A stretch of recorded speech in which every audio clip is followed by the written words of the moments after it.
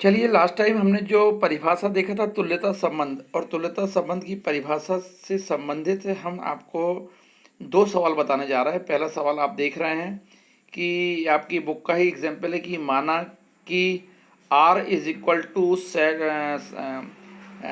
समुच्चय के अंतर्गत लिखे हैं क्रमित युग में 1 1 1 3 3 1 एंड 3 3 कॉमा लगा है। क्या R समुच्चय A बराबर सेट ऑफ, मतलब जो सेट ऑफ ए बराबर 1 2 3 समुच्चय का निशान होता है, ये सर्पकार कोष्ठक है, इसको करली ब्रैकेट भी कहते हैं, के अंतर्गत लिखते हैं, पर एक तुल्यता संबंध है। क्या समुच्चय मतलब क्या आर समुच्चय बी बराबर 1 3 पर एक तुल्यता संबंध है, ये हमको बताना है। मैंने आपको इसके पहले वीडियो में जो आपको दिखा रहा हूँ तुल्यता संबंध की परिभाषा दिखाया था। यदि किसी समुच्चय ए पर परिभाषित संबंध आर स्वतुल्य सममित या संक्रामक हो तो आर तुल्यता संबंध कहलाता है। इसका मतलब यह है कि स्वतुल्य की जो बात है उसको हमने पहले नंबर पे, जो सममित की बात है उसको दूसरे नंबर पे, और तीसरी जो बात है हमारे पास जो संक्रामक की उसको तीसरे नंबर पे दिए हैं। अर्थात ये बेस आपका कन्फर्म होगा, डेफिनेशन क्लियर होगी तो ये क्वेश्चन जो भी हमने आपको लेके चल रहे हैं पहला एग्जाम्पल वो क्लियर हो जाएगी। तो स्वतुल्य होता है इसका मतलब अगर ए इज रिलेटेड टू ए, मतलब ए का संबंध अगर ए से है, फॉर एवरी ए अगर मान लिया है एलिमेंट ए जो है कैपिटल ए में, मतलब सेट ऑफ ए में है ये। दूसरा अगर मान लिया वो ये कहता है कि सम्मित है, तो सम्मित का मतलब क्या होता है? सम्मित का मतलब ये होता है कि यदि A is related to B, या ए का संबंध अगर बी से होता है देन बी का संबंध भी अगर ए से हो जाएगा।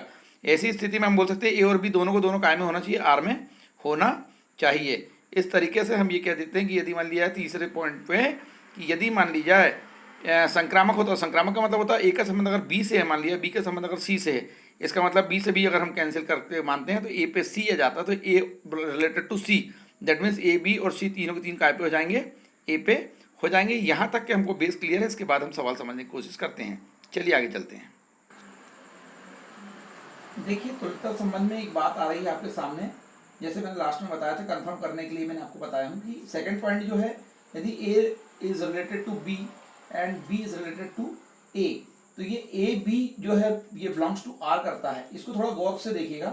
पेज नंबर जो 3 है आपकी जो बुक है, ये 12th क्लास की जिसमें शिवलाल की बुक है, इसमें जो दिया हुआ है बहुत लेंथी देता है, इसमें बहुत डिटेल्स देता है, लेकिन समझना पड़ता है। ये पेज नंबर 3 में इसके बारे में दिया हुआ है। पेज नंबर 3 के 1.2.4 में दिया हुआ है कि यदि मान लिया A is related to B है and B is related to A है, तो ऐसी स्थिति में ए, मतलब ऐसी स्थिति में ए एंड जो बी है इसको आर में बिलोंग करना चाहिए, और अगर ऐसी बात होगी तो बी कामा ए इसको बिलोंग किस में होना चाहिए? आर में होना चाहिए। ये पहली बात उन्होंने दिया है। तो ये उसने जो दे दिया है ये क्या है? ये सम्मित संबंध है। ये क्या है? सम्मित संबंध के अंतर्गत उसने ये दे दिया है आपको। ठीक है, अब देखिएगा दूसरी बात मैं आपको बताता हूं कि ये जो यहाँ पर लिखा था आर, कहीं आप इसको समझते हैं कुछ किताबों में ए लिखा है। ए के लिए क्या करना है आपको? इसके लिए आपको पेज नंबर कहाँ में जाना पड़ेगा? इसके लिए पेज नंबर आपको जाना पड़ेगा 13 में। काय में? 13 में। और वहां पर दिया 1.2.7 में दिया हुआ है, यदि मान लिया सपोज करो कि A is related to B है and B is related to, यदि मान लिया ए है, स्मॉल ए है ये, तो ऐसी स्थिति में कंफर्म है कि ए कामा बी ये भी कायम होना चाहिए, उसमें होना चाहिए ए पर जिस पर कोई संबंध परिभाषित होता है। ये उसने यहाँ पर हमको दिया है। तो ये जो दिया है ये वाली भाषा, ये तुल्यता संबंध के लिए परिभाषा दिया, तुल्यता संबंध। और आप बोलोगे तुल्यता संबंध में मैंने क्या लिख दिया? यहाँ आर लिख दिया है। आप कंफ्यूज ना हो, इसलिए इसको मैंने अध्ययन करने पे सेकंड टाइम पे देखा, कहीं आप कंफ्यूज ना हो, इसलिए मैंने आपको बताया। तो दोनों पेज 3 एंड 13 का आप क्या करेंगे? टैली कर लेंगे एक बार। आई थिंक आप समझ गए होंगे। फिर भी अगर समझ नहीं आए तो कमेंट बॉक्स में एक बार और लिखेंगे, मैं आपको अच्छे से समझा दूंगा। चलिए आगे चलते हैं। देखिए, जैसे कि मैंने आपको क्वेश्चन अभी उसका मैं पेज का फोटो लेके दिखाया हूं, उसमें लिखा हुआ है कि माना कि R is equal to 1 1 1 3 3 1 and 3 3, ये युग्म के अंदर क्रमित युग्म में लिखे हैं, समुच्चय के निशान सर्पकार कोष्ठक के अंदर लिखे हैं। तो क्या आर समुच्चय ए पर, ए मतलब 1 2 3 पर एक मतलब एक तुल्यता संबंध है? क्या आर समुच्चय बी 1 3 पर तुल्यता संबंध है? इसके बारे में अपन सबसे पहले सॉल्व करेंगे। तो आप देख लीजिएगा, स्पष्ट है कि संबंध आर समुच्चय ए और बी दोनों पर सम्मित और संक्रामक है। क्या है? स्पष्ट है। आपके पास बुक भी रहेगी, आप बुक में भी दे सकते हैं कि हमारे पास क्या बोल रहा है वो स्पष्ट है। क्या है? स्पष्ट है। स्पष्ट है कि जो संबंध आर है, क्या चीज? संबंध आर, ठीक, समुच्चयों ए व बी पर या दोनों पर बोलो, पर मतलब क्या? दोनों, एक हो या एक हो या बी पर क्या? सम्मित है। ठीक है, सम्मित है और संक्रामक भी है। सम्मित है और संक्रामक भी है। क्यों है? चलिए देख लेते हैं। सम्मित की डेफिनेशन क्या थी? यदि मान लिया किसी समुच्चय ए में अगर कोई एलिमेंट ए होता है तो वो ए जो क्रमिक युग्म का होता है या युग्म का होता है वो भी किस में हो जाया करता है? अपन इसकी डेफिनेशन देखे थे, वो किस में हो जाते हैं? वो उसके रिलेशन में हो जाता है। इसीलिए वो वाली बात तो यहाँ पर दिख रही है। तो कैसे दिख रही है? अपन ने जैसे ही क्वेश्चन देखा था, आपको याद है क्वेश्चन क्या लिखा था? 1 1, फिर उसके बाद लिखा था यहाँ पर 1 3, फिर लिखा था यहाँ पर 3 1, और फिर लिखा हुआ था यहाँ पर आपके पास 3 और 3, ये आपके पास लिखा हुआ था। इस प्रकार क्वेश्चन के अंतर्गत ऐसा दे दिया था उसने और आपको बता दिया था ये आर। तो डेफिनेशन होती है, यदि मान लिया अगर ए में है सेट में, तो उसका ए युग्म जो होगा वो भी किस में हो जाता था? उसका रिलेशन में हो जाता था। उसी प्रकार यहाँ पर अगर एक में दिया हुआ है हमारे पास कितना दिया हुआ है? 1 and 2 3, और बी में अगर दिया हुआ है हमारे पास कितना दिया? 1 and 3। तो आप देखेंगे कि यहाँ 1 है तो 1 से संबंधित 1 और 1 दे दिया है, जैसे कि ये डेफिनेशन यहाँ पर लग रही है। काय की लग रही है डेफिनेशन? आपके पास आप देख सकते हैं, बिल्कुल ठीक है। तो ये यहाँ पर आपने देखा कि सम्मित की परिभाषा आपकी ये लग गई, ठीक है ना। दूसरी बात आपने देखा कि यहाँ 3 है, तो यहाँ पर 3 और 3 भी दिया, लेकिन यहाँ पर जो 2 है तो 2 से संबंधित यहाँ पर 2 and 2 ने दिया, मतलब 2 जो है 2 है ना, इंग्लिश में 2, तो 2 डज नॉट रिलेटेड टू 2 ये दिया है, मतलब 2 डज नॉट रिलेटेड टू किसका हो जाएगा? 2। इससे अपन डेफिनेशन क्या देख सकते हैं? इससे डेफिनेशन दे सकते हैं कि स्पष्ट के संबंध आर समुच्चय ए और बी दोनों पर सम्मित एवं संक्रामक है। तो सम्मित की परिभाषा हुई, और संक्रामक की परिभाषा क्या हो जाती है कि यदि मान लिया 1 और 3 है, क्या बोलते हैं यहाँ पर? 1 और 3 है, तो 1 से संबंधित 1 1 बना, 3 से संबंधित क्या बना? 3 बना, तो 1 पे 3 3 पे 1, ये संक्रामक भी हो जाएगा। किंतु हम ये देख लेते हैं, फिर भी क्या देखना चाहते हैं? अकॉर्डिंग टू क्वेश्चन क्या देखना है? फिर भी, हाउएवर, अंग्रेजी में दिया है आर समुच्चय, समझना पड़ेगा। ऐसा लगता है वही बोल रहे, वही नहीं बोल रहे, हर सेंस यहाँ पर बोलने का अलग है, आप समझिएगा। आर समुच्चय ए पर तुल्यता, ए पर तुल्यता संबंध नहीं है, तुल्यता संबंध नहीं है। क्यों नहीं है? सवाल पता क्यों नहीं है? यही मैंने बताया था, because 2 does not related to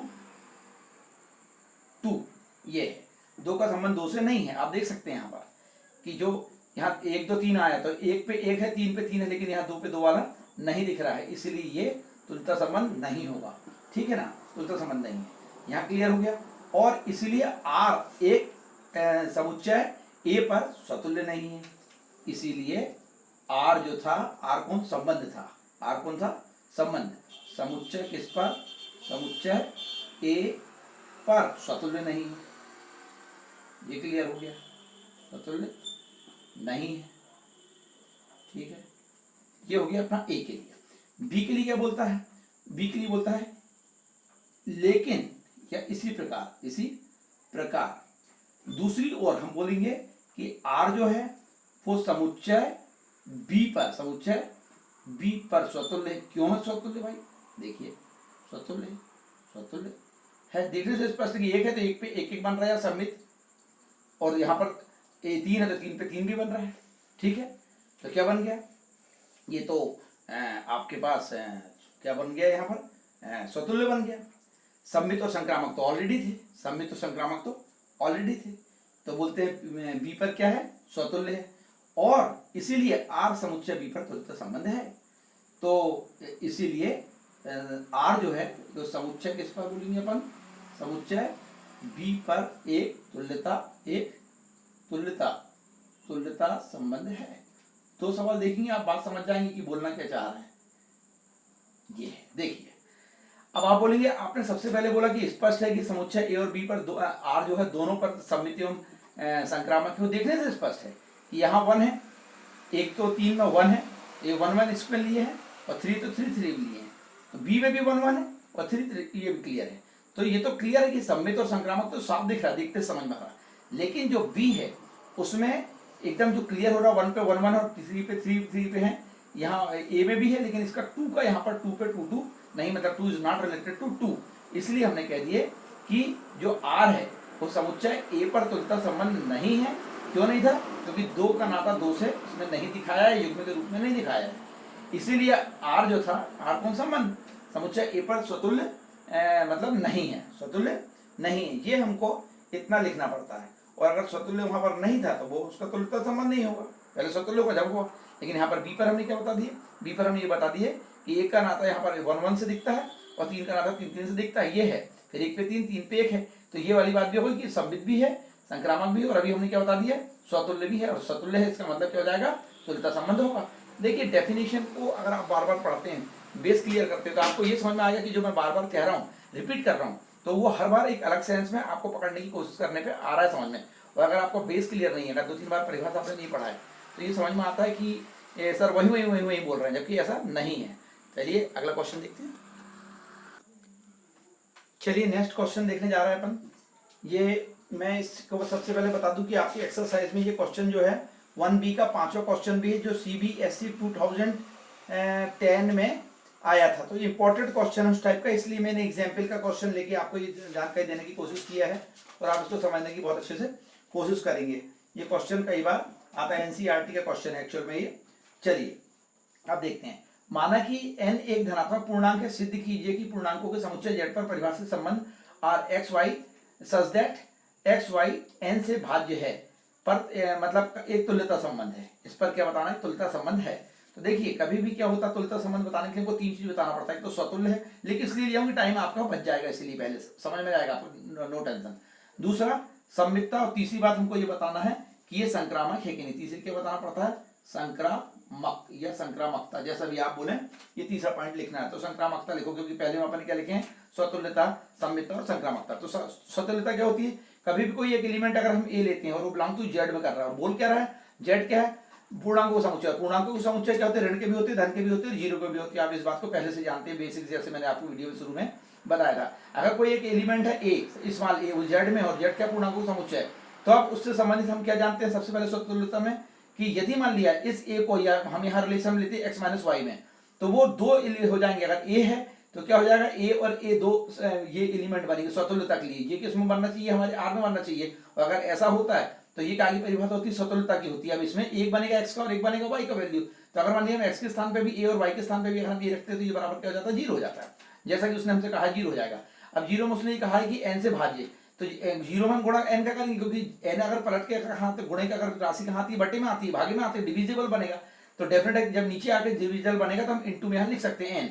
अब a माइनस ए अगर मान लिया हमने देखा n से क्या है, भाज्य है। भाज्य मतलब भाग जाता है, a माइनस ए में किसका, n का भाग जाता है। इसका मतलब a जो है वो किस में है, r में, जैसा कि मैं यहाँ बता रहा था। इस यहाँ पर शुरू में लेके चलते हैं डेफिनेशन में, यहाँ पर हमको बताना है आखिरी में, और आखिरी में जब हम आगे बताएंगे तो सिद्ध हो जाएगा कि स्वतुल्य है। इस प्रकार ए अगर मान लिया आर में है, आर मतलब रिलेशन में है, तो इसका मतलब ये हो जाता है कि वहां का कोई एलिमेंट ए जो था वो जेड में रहा होगा, जिसको हमने माना था लेट था, टू लेट, मतलब इसको लेके चले थे हमने। संबंध आर स्वतुल्य हो जाएगा पहला। दूसरी बात ये बताते हैं सम्मितता। माना कि यदि मान लीजिए हमने ये कहा आपसे कि ए और बी अगर मान लिया बिलोंग्स टू आर, यहाँ रिलेशन में अगर कोई 2 अवयव है ए और बी, अगर ये, तो देन क्या हो जाएगा, ए और बी अगर मान लिया बिलोंग टू आर कर रहे हैं, इसका मतलब ये हो जाएगा कि उसमें पहला वाला अवयव किसका हो जाएगा, पहला एक्स का बनेगा, दूसरा किसका बनेगा, वाई का बनेगा। मैंने पहले कई बार बताया। तो एक एक्स के स्थान पे हम ये जो हमारे पास समीकरण दिया था, वहां पर हमने एक्स माइनस वाई दिया है। एक्स माइनस वाई अच्छे से देखना, तो एक्स के स्थान पे ए और वाई के स्थान पे भी अगर हम ए रखते हैं तो क्या हो जाएगा, ए माइनस बी। शर्त क्या है हमारी, एन से विभाज्य, एन से विभाज्य, एन से भाज्य, डिविजिबल है, ठीक है ना। पूर्णांकों का समुच्चय था यहाँ पर बजट, ये भी याद रखना। अब अगर मान लिया ऐसी बात है तो ए माइनस बी अगर एन से विभाज्य, तो माइनस ले लेंगे। अगर हम ए माइनस बी को ब्रैकेट में करके अगर माइनस बाहर ले लेते हैं, तो ए माइनस बी से भी भाज्य जाएगा। क्यों ले लेंगे आप बोलेंगे, इसलिए ले लेंगे क्योंकि जो पूर्णांकों का समुच्चय होता है वो ऋण के लिए भी होता है, जीरो के लिए भी होता है, धन के लिए भी होता है। तो ऋण से लेकर धन तक की संख्याओं के जो समुच्चय जो थे अंक थे उसको हमने पूर्णांकों को माना था, इसलिए धन के बाद हम क्या ले सकते हैं, ऋण भी ले सकते हैं। और अगर ऐसा कर देंगे तो उसको सॉल्व करेंगे तो माइनस अंदर जाएगा तो प्लस माइनस का माइनस और माइनस माइनस का प्लस जाएगा तो यहाँ जाएगा ए माइनस ए प्लस बी हो जाएगा जो कि एन से भाज्य। और अगर ऐसी बात होगी तो बी वाले को पहले और ए वाले को बाद में लिख देंगे तो ये प्लस का हो गया माइनस का हो गया, एन से भाज्य हो जाएगा। और ऐसा अगर होता है तो B A belongs to R हो जाएगा, जबकि हम लेके क्या चल रहे थे A B belongs to R, तो B A belongs to R हो जाएगा। इसलिए संबंध सम्मित हो जाएंगे क्योंकि अपन ने बोले थे कि अगर ए बी अगर आर में होता तो बी ए को भी आर में होना चाहिए, यही सम्मित था। तीसरी बात क्या बताना पड़ता है कि यदि मान लिया हमने सपोज करो मान लिए कि ए और बी अगर मान लिया बिलोंग्स टू आर होता है और B C belongs to R होता है, तो यहाँ पर ए बी सी ये पूरे किस में हो जाएंगे, ए बी सी तीनों तीन एलिमेंट जेड में हो जाएंगे। जेड क्या था, पूर्णांक समुच्चय था। ऐसी अगर बात है तो ए बी किस में है, आर में है, हमारे पास बिलोंग्स टू का निशान है ये, और बी सी किस में है हमारे पास, ये भी आर में है। अब देखिएगा अगर ए बी हमारे पास ए बी भी किस में है, आर में, और बी सी भी यहाँ पर किस में दिया हुआ, मान लिया आर में अगर दिया हुआ है, ऐसे इसका मतलब हो जाएगा ए माइनस बी। क्यों, क्योंकि मैं फिर बोलना चाहूंगा ये पहला पॉइंट एक्स का, दूसरा पॉइंट वाई का है, तो एक्स के स्थान पे हमने ए रखे और वाई के स्थान पे हमने क्या रख दिया, बी रख दिया, तो ये एन से भाज्य होता है। और यहाँ पर बी सी है तो ये एक्स का स्थान है और ये वाई का स्थान है, तो एक्स के स्थान पे हमने क्या रख दिया, यहाँ पर बी रख दिया और वाई के स्थान पे क्या रख दिया, सी रख दिए, तो बी माइनस सी एन से भाज्य हो जाएगा। अगर ऐसी बात आती है तो हमने जैसे पहले डेफिनेशन में भी बताया था, शुरू में आपको याद होगा यही निशान बनाता हूँ कि ए से लेके कहाँ तक के चलिए, आप डायरेक्ट यहाँ तक कहाँ तक चलिए, सी से चलिए, तो बी से भी कट जाएगा। क्यों, क्योंकि यहाँ बी का दिख रहा है माइनस का दिख रहा है, ये किसका दिख रहा है, प्लस का दिख रहा है। इसका मतलब कब कट जाएगा, जब इसको हम जोड़ेंगे।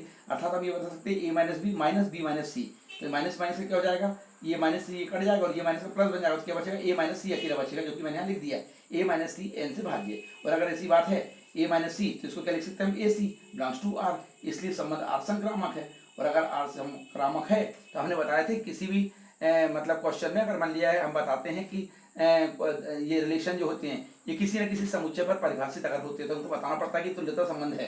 तो कितनी कंडीशन लेना पड़ता है, कितनी शर्तें, इसकी तीन, स्वतंत्रता बता दो, बता दिए, सम्मितता बता दो, बता दिए, संक्रामकता ये भी बता दिए। इसका मतलब जाएगा समुच्चय जेड जो है संबंध आर पर स्वतंत्रता संबंध है, क्योंकि जेड पर आर संबंध जो है वो स्वतंत्र सम्मित भी है और संक्रामक भी है। आई थिंक ये वीडियो आपको समझ में आ गई होगी। तो समझ में नहीं आएगी तो आप इसको कमेंट बॉक्स में लिख के पूछ भी सकते हैं। और ये दो क्वेश्चन आपको ये बताते हैं इंपॉर्टेंट है, इस टाइप के क्वेश्चंस को आप करेंगे। क्वेश्चन बहुत सारे हैं लेकिन अगर आपको डेफिनेशन बेस क्लियर है तो आप बहुत सारे क्वेश्चन को करने की क्षमता रखते हैं। और यदि मान लिया बेस आपका क्लियर नहीं है तो क्वेश्चन, हाँ एक बात बोलूँगा, अगर बेस क्लियर नहीं तो क्वेश्चन को बहुत सारे को आप करोगे तो ऐसी स्थिति ना बनने लगे कि हमको कहीं रटना पड़ रहा है, जो कि रटने का संभव नहीं हो सकता जब तक कि डेफिनेशन नहीं होगी। मैं कहता हूँ 10 क्वेश्चन अगर आप करते हो तो उसको क्या बोलते हैं, आप उसके बल पे 90 क्वेश्चन और नहीं कर पाते विदाउट डेफिनेशन, विदाउट बेस। लेकिन अगर आपका बेस क्लियर है तो 10 क्वेश्चन के बदले आप 90 क्वेश्चन भी कर सकते हो वक्त आने पे, अगर आपका इंटरेस्ट है और आप कोशिश करते हो तो। ये मेरा अपना एक्सपीरियंस कहता है। और इसके बाद में अपन चलेंगे अगला तुल्यता वर्ग। मैं 9 तारीख की तैयारी के लिए भी विशेष तैयारी आपको करवाते ही चल रहा हूँ। शुभकामनाएं, ऑल द बेस्ट।